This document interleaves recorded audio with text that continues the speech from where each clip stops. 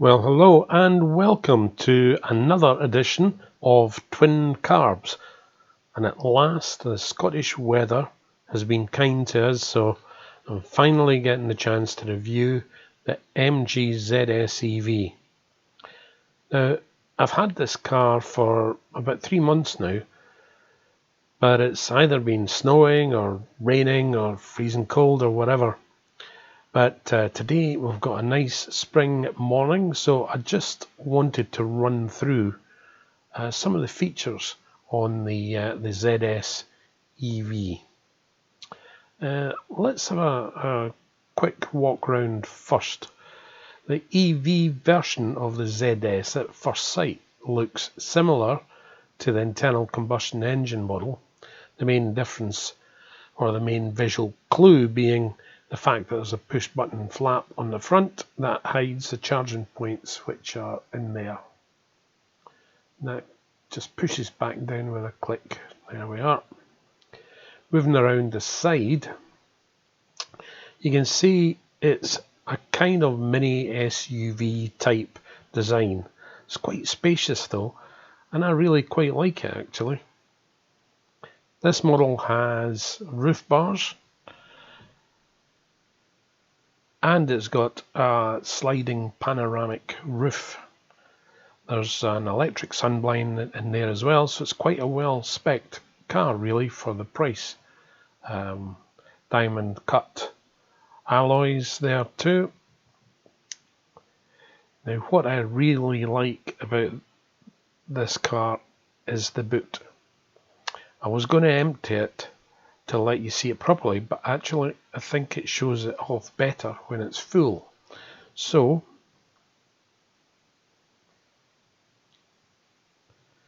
just have a look at that. Now that is ideal for my purposes. I can get all my tools in there and more. The boot has two different levels, so you can position the floor of the boot either high up on this edge, or you can drop it down and gain quite a fair bit of additional space. And as you can see, it's there to carry all my bits and pieces I need for work. One of the really likeable things about this car.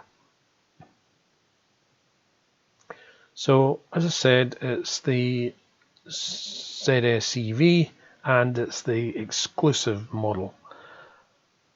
Exclusive meaning that it's got roof bars and a panoramic roof.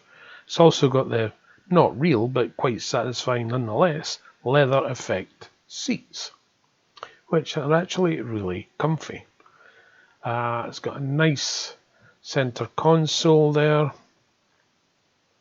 It's got an infotainment system built in which does Apple CarPlay and Android Auto, so you can connect your phones directly in. It's got Bluetooth, everything that you would expect.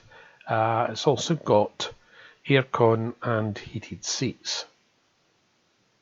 So really quite a nice vehicle, lots of room in the front and in the back too. Let's have a look inside and see what else we can find.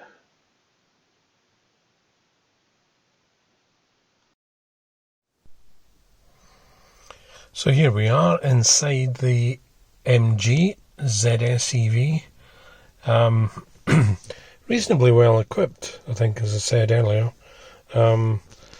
Center console, plenty storage pockets in the door, cubby box or glove box, decent visibility, controls for the roof, obviously the panoramic roof here, which you can open or close when the ignition's on. Let's put the ignition on. The ignition's kind of hidden from the driver a wee bit, as is the cruise control stick. So this one here is for indicators, lights, that kind of stuff. This one does adaptive cruise control, lane stay assist and MG Pilot. many of which I've either not used yet or have no intention of using. I've used the cruise control, which is primarily to help me watch my speed when I'm on the motorway, etc. Because I do have a very heavy right foot. Anyway, to start the car, it's very similar to any other automatic. Put your foot on the brake, press the start button, let it go, and the dashboard goes through a little starting up sequence, and then gives you a little bong to say that it's ready, and then tells you about seatbelt warnings and stuff. I don't have my seatbelt at the moment because I don't intend going anywhere. On that, center console starting up, and also you've got various controls down here. Quite nice, I think, reminiscent of my previous 2 or 3 Jaguars, is this rotary dial for selecting drive, reverse or neutral. So basically one twist puts into neutral, another twist, full twist, takes into drive mode, and sure enough, as soon as you lift your foot off the brake, it starts to drive. You can either apply the handbrake, you can put it in neutral, or you can just press the button on top here. It automatically puts it into park. There are a couple of USB ports underneath the console, and you can run cables up in to this area for either Android or Apple. We have Android Auto and Apple CarPlay available, sat-nav as standard, and obviously DAB radio, that kind of thing. Connect the phone using Bluetooth, etc. Now that I've got the car started up, we should be able to do things with the sunroof, and sure enough, that's the sunroof opening fully.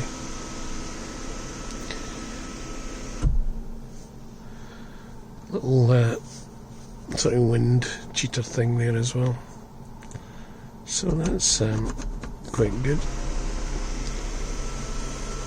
Close that for a minute. If you're frightened of the sun, as most of us in Scotland are, you can bring the blind across.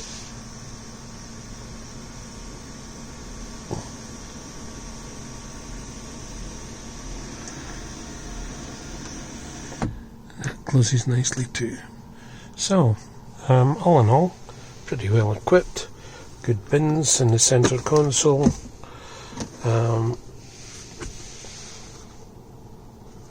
Various storage compartments. Nice little touch is the 2 card slots down here. Don't do anything other than hold your cards handy if you have RFID cards for charging stations and whatnot. Various controls on the steering wheel. Windscreen wipers and things around this side, as you would expect, and volume controls for the radio and whatnot, and various controls for the centre of the dash, so you can select various features here. We'll try and zoom in and see if we can see some of those. So if I was driving at the moment, it would show you current speed. Down bottom left indicates what range you have.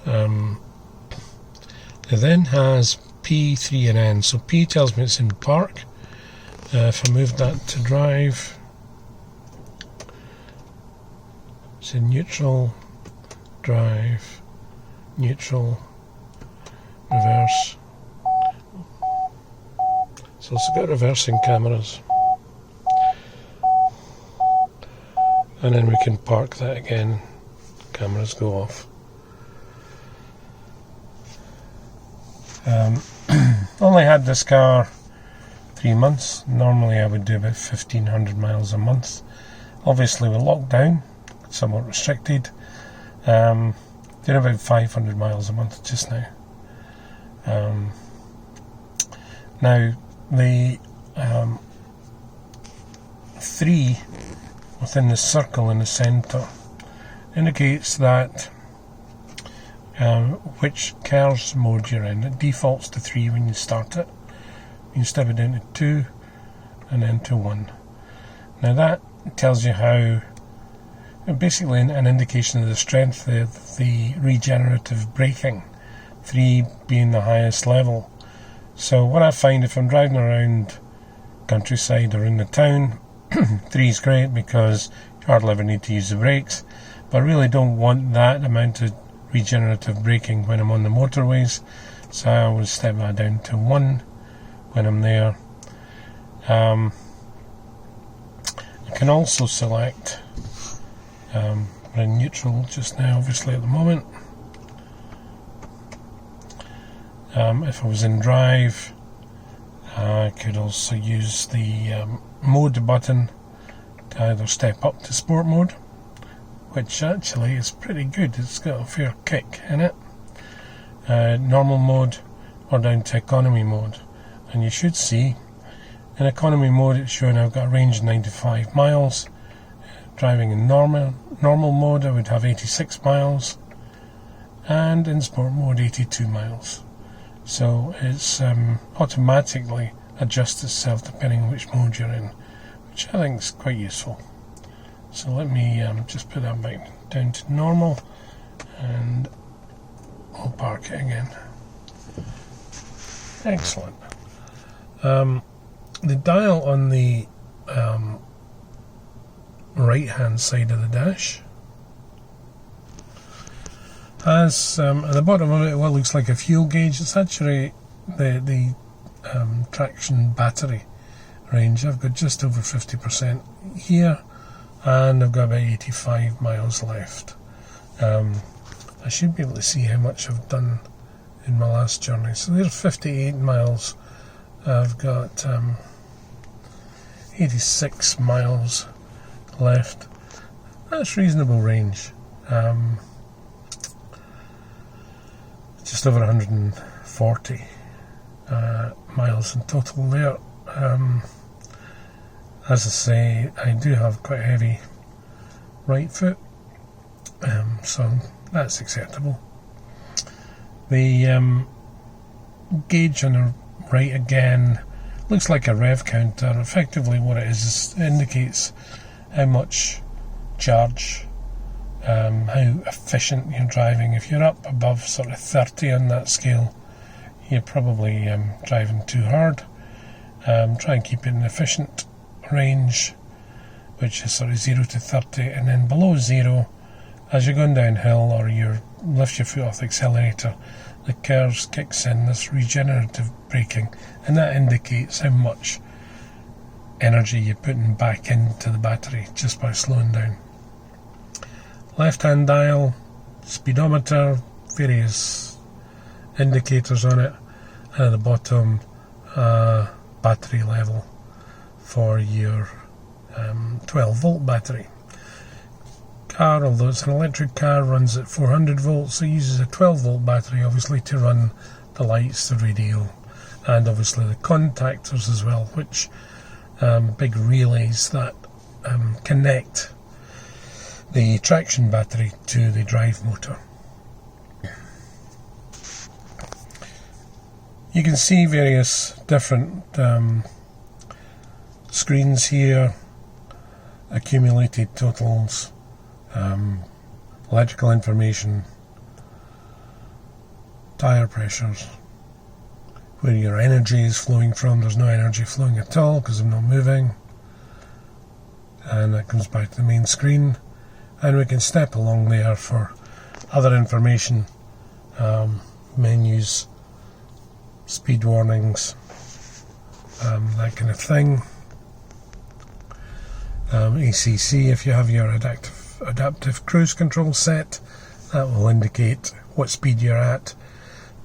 Obviously with it being adaptive, you might be set at 70 miles an hour on the motorway, but if there's traffic up ahead you might find yourself cruising at 65 or 60, depending on what that traffic ahead is doing, and it will maintain a reasonable distance for you. Any warnings that came up would show on that screen, and obviously they're all accessed by these buttons here. So I think that's a reasonable tour around the MG. As I say, I've had it 3 months now, and I have to say it hasn't let me down once. It's been a fantastic car. It does take, because I'm only using what's termed a granny charger, which is a 13 amp charger which just plugs into a standard socket which I've got on the outside wall of the garage there. Depending on where you are, I mean, again, generally you're never charging from empty.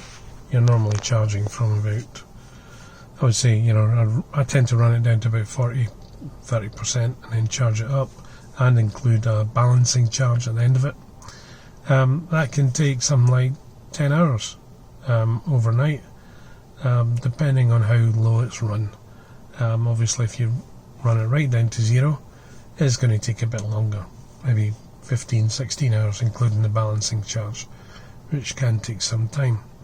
A 40-minute charge on a rapid charger is probably going to take you from zero, if you were at zero, up to about 80%, which is pretty good. I've used them a couple of times. What I'm quite excited about, though, is I have just collected a fast charger, which is a 7 kilowatt charger. It's a Sita brand, and very soon I'll be doing an unboxing and installation videos of that charger. Very new in the market, but actually from a Scottish based company based in Cumbernauld in Scotland. So I'll be giving it a run for its money, in effect, and giving it a good test as well. So I hope you found that useful. There are other gizmos and whatnot on the centre console, which I'm not going to go into, but all in all, it's a fantastic car, drives well, and I'm very happy with it. Thanks for watching, and I hope to see you again very soon. Bye for now.